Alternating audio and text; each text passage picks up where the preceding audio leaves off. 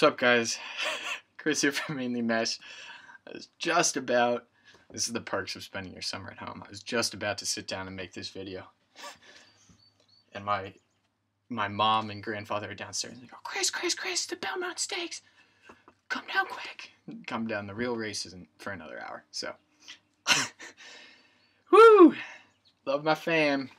Crazy fam. So, I'm going to talk to you guys today about, well, I'll give you the pattern real quick. So this is a Brion Cyber X. Is this the new Cyber? I'm not sure. I'm not very up to date on, I suppose it is. I'm very up to date on a lot of that stuff. I don't think it is. But anyways,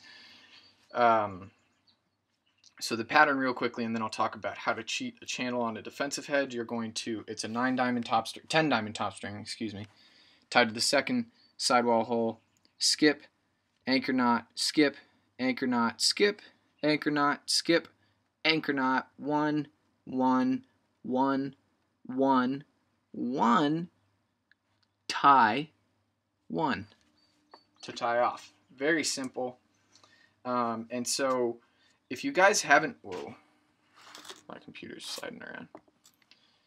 If you haven't watched my video on the stringing repertoire, whatever I called it, I highly recommend that, because I know a lot of you guys asked me for tutorials on anchor knots and ties and stuff. They're all in that video, and it talks a little bit about the theory that I use for this head. And so the way I, quote, cheat a channel on a defensive head is, what I talk about in that video is how there's kind of a spectrum of where you pull the mesh holes on the head based on what knot you're using. And so keeping the mesh to the innermost side of the head would be using an anchor knot. So it goes anchor knot, and then interlock is a little bit more on the inside of the head. SI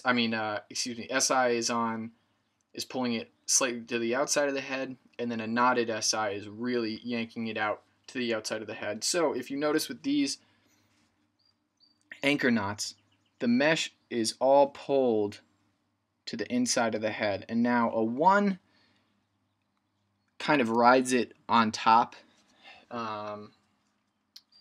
but I tend to like that more, just to produce a little bit more hold compared to just doing straight anchor knots the whole way. But I think a mistake that a lot of people make when they're stringing a defensive head is throwing in a knot like a stacked SI, or even an SI, or any type of knot that's pulling the mesh to the outside of the head.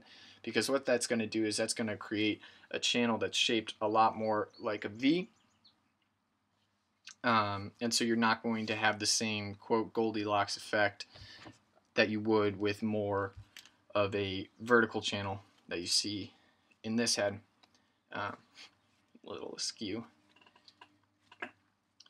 But so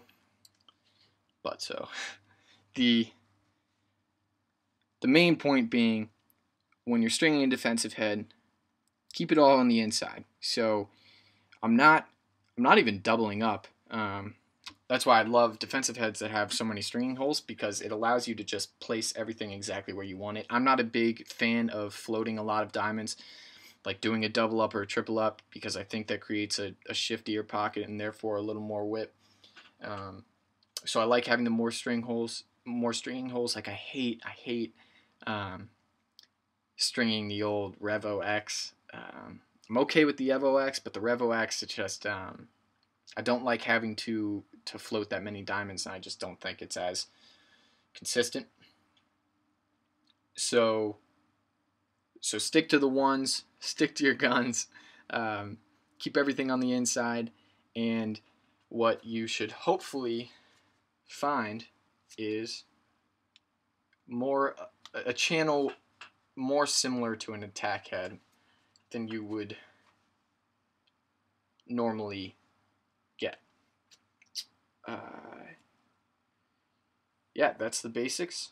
Hopefully I'll get this up on the website. I've been a little slow on getting the patterns up on the website. Also, so you guys know, I'm not going to be putting any patterns on Instagram now. They're all going to be on YouTube. Hashtag marketing. Just makes my life a little easier, and hopefully we'll draw a few more of you guys to the channel. So thanks a lot. Got mainly Monday coming up this Monday. Although I might be throwing in I should be throwing in a tutorial on the Nike Legacy on the interim.